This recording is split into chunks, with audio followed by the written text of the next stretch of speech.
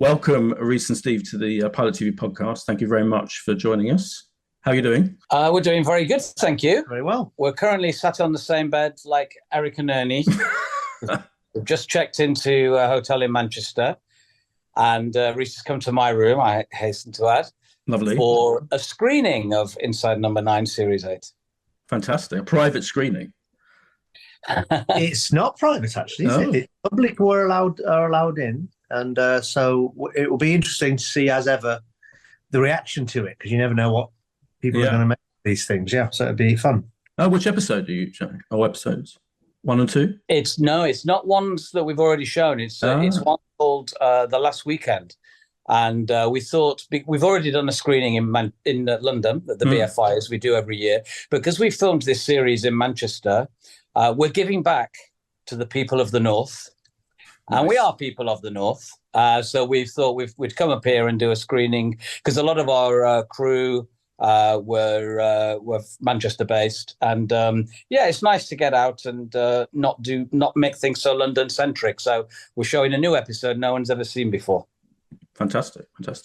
Now, this is the 8th series, which I guess when you first started, could you have ever imagined that it would be going on for this long when you decided to do this kind of unique, different story each week anthology show? Or was it your ambition that it could go on for years and years and years? Certainly not, no. I mean, we pitched it as a response to they didn't want any more Psychoville, and we thought, well, let's do one-off stories. In sort of the wake of the fact that one episode in Psychoville that we did with Mark, which was sort of a one-off playlet, that seemed like a fun thing to do. So we thought, let's try and could we do a series of that sort of thing? And we thought we would get 6 half hours, and we had no idea, one year to the next, that it would go on and on and on for 10 years. Amazing. Yeah. And does it make it easy? I mean, obviously you know the different tones you can go to with this show. You know that the unique nature of it. You are the creators of it, etc., and what you can and can't do. But does it make it easier as time goes by to think up new ideas, or does it make it harder because you've done so many? I think definitely harder. Although having said that, I don't recall there ever being a series that we've just sped through and thought, well, that was easy. Every new episode is a blank sheet of paper or a blank computer screen that you're staring at, and they all just require, new characters, a new story engine, a new way of telling a story. And I think what's the hard bit is because the show's become known for its surprises, shall we say, or once you've pulled a few of those and you've really surprised your audience in certain ways, you don't want to do that again, or you want to avoid repeating those type of things. So, and there's only so many. So we're having to try and come up with new ways to confound and surprise the audience. And that's been the tricky bit, I think. And we've tied ourselves in knots on some of these episodes because we're constantly thinking, yeah, but if we do that, people will already think that that's the ending. So now we've got to go a step further. Yeah. And it ends up being complete gobbledygook. But that's the problem, that people now are on to it. And so you're not quite we don't have the luxury of people not expecting something to not be as it seems. So that's a harder trick now to sort of hide that. But you still do pull off like a remarkable number of twists, as I'm calling them, per episode. Sometimes multiple twists within each episode. And I think the first 2 shows of this series prove that you're still coming up with these surprise moments. So it's not like you're stopping doing the twists. Yeah, well, that's good. I'm glad you said that. I mean, and also it really is about the storytelling of.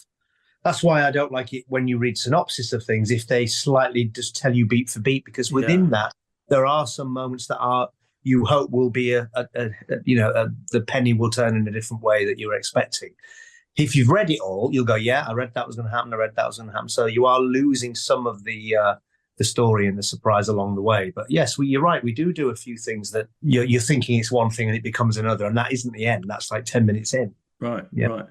The first of the new series, Mother's Ruin, I remember, I'm sure before you've said that, you'd like to start a series with maybe like a lighter, episode or, funnier, you've really gone full on. I don't think I've seen, I'm not going to spoil it, but I will say there's a scene of brutality, shall we say, of gore that is almost unparalleled in certainly in the history of your show, but it's quite rare to see on that level on TV. So when did you decide to make to have that element of this episode, and B, make it the first episode of the new series? The fun part always is at the end when we've filmed all 6. That's not really. It's not until we have them all that we can then really begin to decide the order. You know, we don't ever have an order pre-existing before we film them, and that's so. And I don't quite know how we arrived at having that one as the number 1, because it is gory. Well, yeah, the second episode, which what's it called again, Boyd? The second. It's episode? called Paraskephedocatria. Very good. Not too bad at all. Yeah. Thank you. I've been practicing all day. You just said it. Well, that is a far funnier one, I guess. And so we were sort of tossing between those 2 episodes, and I think we slightly lost a bit of faith in it as being as as funny as we wanted it to be, because we'd seen it so many times. What was extraordinary when we did the screening in London a few weeks ago, it was just how well that went down, and Really well, yeah. really a lot of laughter, and we suddenly realized it was funnier than we thought it was. So but what we love to do with Inside No.9 is have no rules, no way, which is a set way of doing things. So if people are tuning in hoping it's going to be one of those light, funny, Zanzibar style zany knockabout comedies, then all the more surprise for them when certain things happen. Yeah. And the choice to make it as sort of brutal as it was, well, it sort of was a deliberate choice to think, how far can we go? Because you never know. You can write something, and then of course and you can film it even, but then it gets to the edit and the powers that be see it and say that's too much, and you've got to start to re-edit it and turn it down. So there's a slight balancing act of with hoping that you will get it to be satisfying in the way that you imagined it, but equally knowing on the other flip side, it might be compromised by taste and people's squeamishness. But it's sort of not been. It is quite horrible. So we're pleased with it. Yeah, it really is. I always think when people say about famous moments of violence on screen, like in Scarface, you never actually see the thing. In this episode, you do see the thing. You see it, yes, absolutely, yeah. No, it'd be fun to get the reaction, yeah. Could you have ever done that, when you first started 10 years ago? Or do you think you've earned trust from both the BBC and viewers, etc., that, you are going to push the boundaries and you are going to challenge us? Yeah, I think hopefully people now know what the brand is, for want of a better word. But we are pretty circumspect when it comes to showing, more violent and bloody and gory things, usually. And I think we've earned the right to do it. We don't get an awful lot. I mean, there's a couple of episodes in this series that we've had to go back and forth on editorially wise, but that's to be expected when you're getting into an 8th series, I think. And we don't want to keep it the same. We don't want to keep it stale. So hopefully people will come with us on that. And it's only part of the episode. Just close your eyes for a few seconds. Yeah. People could take it, yeah, exactly. It is an extraordinary. It's kind of like an East End gangster story with necromancy. I would describe it as. And you always say you don't cast, you don't think of people when you're writing it, but you have got Anita Dobson and Phil Daniels, who both feel like 2 kind of iconic East End, particularly actors. So you didn't have them in mind when you're writing, even with this episode. Yeah, no, we didn't. I mean, I think it was that ilk, and and we got very quick yeses from Anita and Phil. That was delightful because we were like, they're perfect for it, and so we were really happy that they were free, and they were the first people we asked. So it was really, really great because they do fit the bill perfectly, and as a husband and wife, they're sort of ideal. So they worked really well. We had a great week with them, and they really launched themselves into the spirit of it. It is a extreme story with big performances, but they make it very real and they sort of flip the whole story on its head. In the second episode, similarly with casting, your Reece, your wife is played by Amanda Abington, who you've just been on stage with for the last few months in The Unfriend. Basically for a year, being on and off. So that was great to be back with her again as man and wife. So we get on very well. Amanda and I laugh a lot together. We did. I mean, she was my wife. No, she wasn't my wife, but I visited her as Mr. Jelly in Psychoville many years ago. Yeah. To one of the very first, I think the first time we find Mr. Jelly out and about, wasn't it? And yeah. Children's party. Yeah, children's party. So we've known her for a long time. We did thrilled that she wanted to do it, and she said yes straight away. And it was a great fun time with her as well. That was a fun episode to do. Very slapsticky in a way. Yeah, I love the slapstick. I think, and it's interesting. You were saying you were surprised by the reaction. I was at that BFI screening in London, and it did bring the house down. The slapstick worked so well. I think there was a huge warmth feeling in the room about because slapstick is hard to pull off, isn't it? Did you find it hard? I mean, you've done slapstick moments before a lot throughout your career, but this is so built around that. I feel. Was it a challenge to get that all right, get the timing of it so right? It was, wasn't it? Yeah. I mean, the director, George Kane, he knew from the start that there was a sort of musicality to the scene and the escalation of the hysteria and everything going wrong for that man on that day. And he sort of knew in the edit how he wanted it to sort of build. And you want to get it right because it feels like there is a right and a wrong way. You just sort of tell in the edit when something lands and works. But yeah, I think we did sort of become immune to it because we were genuinely really surprised that it was going down so well. I'm glad it wasn't the other way around, but you do it's a fun thing to do. We haven't really done it since A Quiet Night In, the silent episode that we did years ago in the series 1. So it was fun to go back to that and just sort of have the whole day sort of unravel. It was the germ of the idea was the thing of, a man wants nothing to go wrong, everything goes wrong. Basically you pull on one thread and escalation and all hell ensues. And that was really the trajectory of the whole thing. I know you have kind of notebooks full of ideas, and sometimes you go back. Is this an idea that's been around for a while, or is this one that's relatively new for when you were writing this 8th series? Oh yeah, the idea for a long time of I remember being a young father, and that's many years ago now.